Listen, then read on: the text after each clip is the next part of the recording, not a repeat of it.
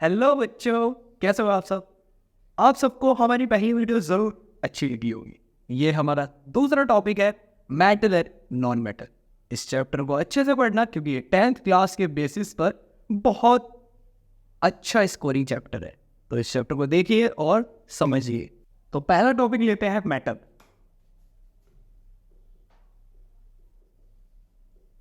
बच्चों, मेटल से आप समझते क्यों? मेटल होता क्या है? हिंदी में मेटल को कहते हैं धातु। आप बता सकते हो मेरे को मेटल होता क्या है? कमेंट सेक्शन में। पहली बात, मेटल को पहचाना कैसे जाता है? मेटल को पहचाना जाता है उसके कठोरपन से। जैसे कि आपका दिल कठोर है, ठीक है, हार्डनेस पे। बेसिकली पहला है हार्डनेस,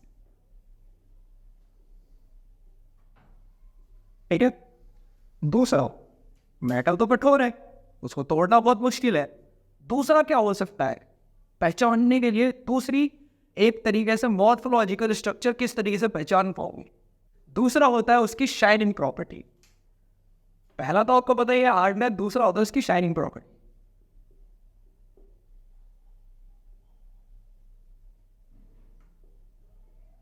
तभी हम पहचान पाते हैं एक मेटल है, ठीक है। यही बेसिक मॉर्फोलॉजिकल फीचर्स होते हैं, इन्हीं के बेसिस पर हम जानते हैं कि ये एक मेटल। दूसरी चीज, मेटल को आप किसी भी एक तरीके से स्ट्रक्चर में डाल सकते हो। कैसे? पहले तो हथौड़ा लीजिए, हथौड़े को पीट पीट के मेटल के ऊपर पीट पीट के उसको एक स्ट्रिप वायर में कन्वर्ट कर सकते हो, उसको एक शीट पे कन्वर्ट कर सकते हो, उसको आप घर के बर्तनों में यूज कर सकते हो, है ना। बेसिकली उसको एक स्ट्रक्चर में ढालकर, तो बेटे स्ट्रक्चर में ढालकर आप मेटल को उसकी शेप चेंज करवा सकते हो। मेटल कन्वर्ट कर सकते हो थ्रू द पीट के, ठीक है। बच्चों, आपने एक ऐसा मेटल देखा है जो आप 2 मीटर लंबी वायर में कन्वर्ट कर सकते हो? थोड़ा दिमाग में सोचो, दिमाग लगाओ, अपने आसपास देखो, आपको वो कहीं ना कहीं जरूर मिलेगा। दूसरा होता है गोल्ड।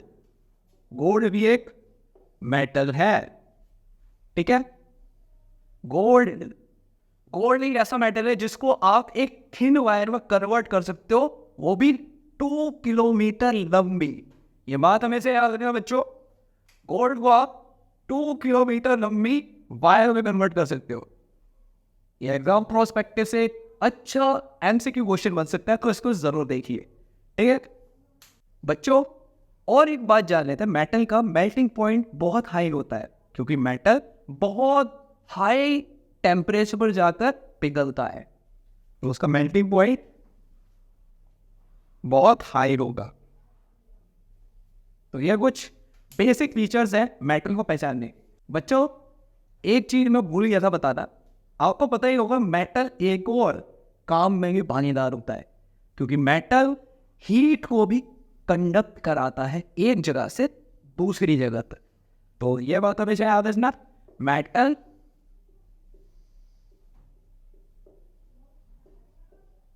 मेटल हीट को कंडक्ट कराता है। जैसे कि एक मेटल की रॉड ही आयरन रॉड ही या आयरन रॉड है,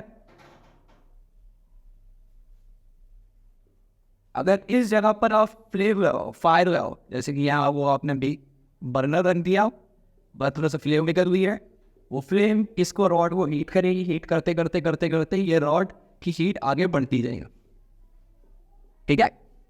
ये हमेशा याद रखना, metal is a good conductor of heat. बच्चों, कुछ मेटल्स ऐसे भी होते हैं जो हीट कंडक्ट नहीं कराते, जैसे कि लेड और मर्क्यूरी। ये एक्सेप्शनल केस है, इनको हमेशा याद रखना। लेड और mercury is a bad conductor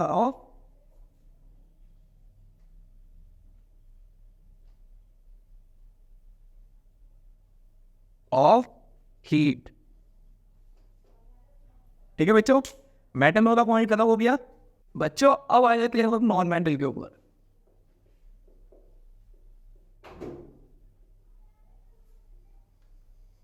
बच्चों, हमारे क्लास में कुछ उधमकारी बच्चे होते हैं, है ना, परेशान करते रहते हैं, आप सब डिस्टर्ब मत होइए। बच्चों, अब आ जाते हैं नॉन मेटल के ऊपर।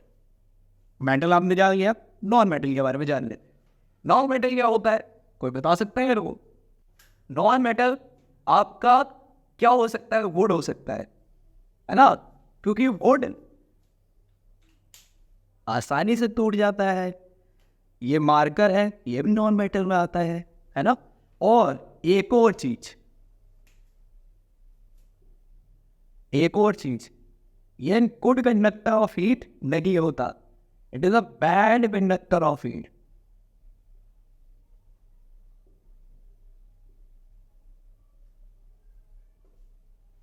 बैड कंडक्टर ऑफ हीट, ठीक है बच्चों।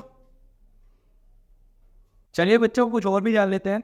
गैलियम और सीरियम, ये दो एलिमेंट्स के नाम है। ये आपके लो कंडक्ट, एक तरीके से लो मेल्टिंग पॉइंट होता है दो का।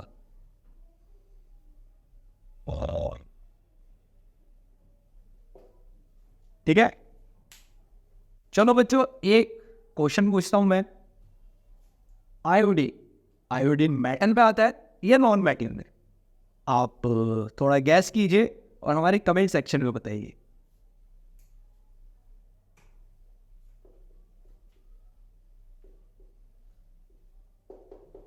आयोडीन नॉन मेटल में आता है, ठीक है। लेकिन लेकिन लेकिन इसके पास एक ऐसी प्रॉपर्टी है जो मेटल के पास है। सोचो कौन सी हो सकती है, स्ट्रेंथ वाली या शाइनिंग वाली? बहुत बढ़िया बच्चों, शाइनिंग प्रॉपर्टी।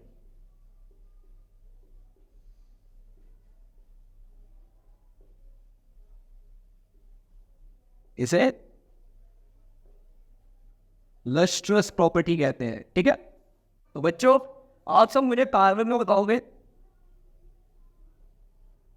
कार्बन मेटल है या नॉन मेटल, ठीक है। और इसकी प्रॉपर्टीज भी डिफाइन करोगे, ठीक है, कि कार्बन किन किन प्रॉपर्टीज पर लाई करता है।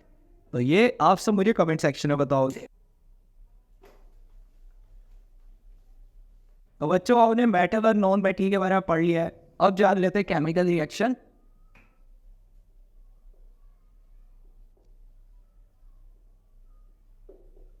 ठीक है, एंड इक्वेशन। मेटल के बेसिस पर हम केमिकल रिएक्शन एंड इक्वेशन जानेंगे। जैसे कि आपने एक मेटल लिया, मेटल को कॉम्बिनेशन कराया ऑक्सीजन के साथ,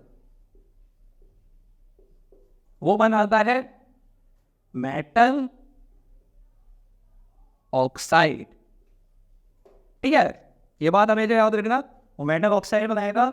अब आपको एक ऐसा मेटल लेना है जो मेटल जैसी प्रॉपर्टी रखे और ऑक्सीजन के साथ कॉम्बिनेशन करे।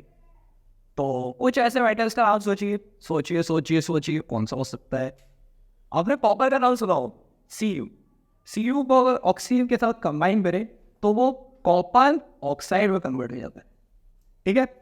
मैंने आपको हमारी जो पहली वीडियो थी केमिकल रिएक्शन एंड इक्वेशन, उसके अंदर आपको मैंने इन्हें बैलेंस करना सिखाया था, बैलेंस केमिकल इक्वेशन। उसी मेथड से इस इक्वेशन को बैलेंस करना है, तो आप सब बैलेंस कर लोगे, मुझे पता है, क्योंकि आप सबने उस लेक्चर को अच्छे से देखा है, ठीक है। LHS RHS, copper oxygen, copper एक ने वो एक ऑक्सीजन के दो, ऐसे ही कॉपर एक ऑक्सीजन एक। तो क्या करेंगे, कॉपर वन है, बहुत बढ़िया बैलेंस है, लेकिन ऑक्सीजन दो है, तो हम यहाँ पर इसके लिए 2 लगा देंगे।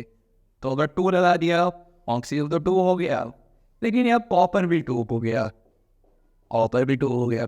अब क्या करेंगे, यहाँ तो कॉपर 1 है, ऑक्सीजन बैलेंस हो चुका है, तो यहाँ पे यहाँ पर क्या करेंगे, इधर भी 2 से मल्टीप्लाई कर देंगे, जिससे ये कॉपर भी हमारा बैलेंस हो गया।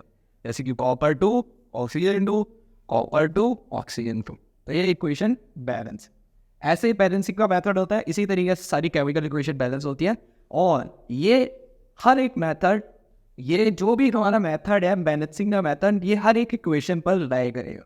तो इस मेथड को समझिए और अच्छे से सारी इक्वेशन को सॉल्व कीजिए। मैं आपको कुछ इक्वेशंस देता हूँ, उन इक्वेशंस को बैलेंस कीजिए, ठीक है।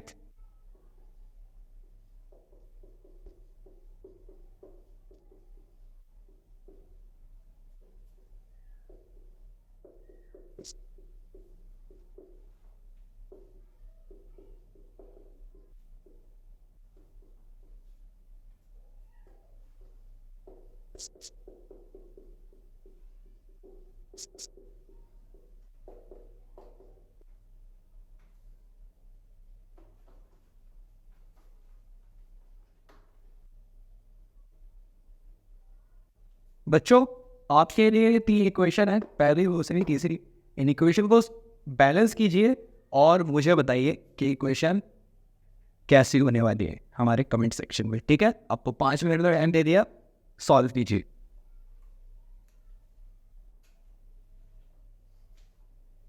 तो बच्चों, आप सबका टाइम खत्म हो चुका है, आपके 5 मिनट कंप्लीट हो चुके हैं। आ जाते हैं हम दूसरे टॉपिक पर। आपको दूसरा टॉपिक हम बता रहे हैं जो आपने सुना ही होगा, बाहर वो फूल बरसाओ, है ना? ऐसा ही गाना सुना होगा आपने घर पर, जब आप टीवी में सुनते हो। तो बच्चों, आपका ये लास्ट टॉपिक है, इस टॉपिक के बारे में जान लेते हैं। एक्सोथर्मिक और एंडोथर्मिक।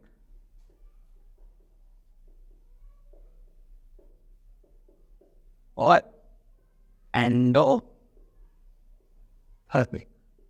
आपको पता ही होगा, आप सबको मैंने जो हमारी फर्स्ट क्लास हुई थी उसके अंदर मैंने एंडोथर्मिक और एक्सोथर्मिक दोनों रिएक्शनों के बारे में बताया था। इसके अंदर भी वो टॉपिक का नाम आ चुका है। एक्सो मतलब होता है एग्जिट और थर्मिक मीन्स होता है हीट। किस तरीके से हीट का एग्जिट हो रहा है, हीट किस तरीके से एक रिएक्शन के अंदर से रिलीज हो रही है, बाहर निकल रही है। ऐसे ही एंडोथर्मिक, बेसिकली एंडोथर्मिक से समझते क्या है? एंडो मतलब हीट देना, इनसाइड, है ना? इनसाइड हीट देना, इनसाइड, और थर्मिक मतलब हीट, इनसाइड क्या करना? हीट देना। तो ये जान लीजिए कि मेन चीज़ें होती है, जैसे कि एक्सोथर्मिक मतलब इसमें क्या होना है? एक्सोथर्मिक हीट निकलेगी, हीट रिलीज,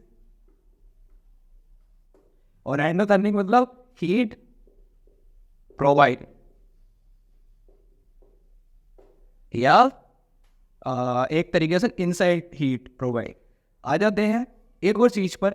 आपने गाना सुना होगा, गुलाबी साड़ियाँ नी कमर तोड़ जाए, उसके पीछे पीछे कौन खा आए, है ना? ऐसा ही कोई गाना है, मेरे को आता नहीं है, मैं उस गाने को शेम नहीं कर रहा, लेकिन आप सबको वो गाना सुनना चाहिए, है ना? बेसिकली वो किस तरीके से एक्सोथर्मिक और एंडोथर्मिक रिएक्शन के बेसिस पर बता रहा है आपकी बॉडी को। ठीक है, थोड़ा सा मीन हो जाएगा। चलिए बच्चों, एक और चीज देख लेते हैं। राव बच्चों, एक मैं आपको होमवर्क देना चाहता हूं।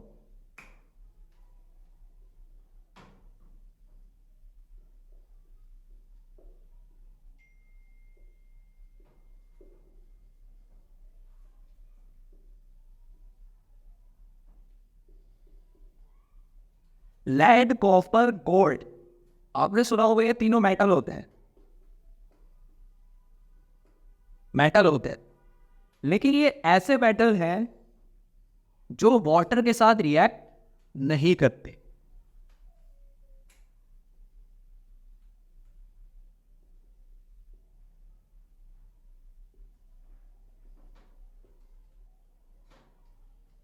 तो बच्चों, ये ऐसा मेटल है जो वाटर के साथ रिएक्ट नहीं करते।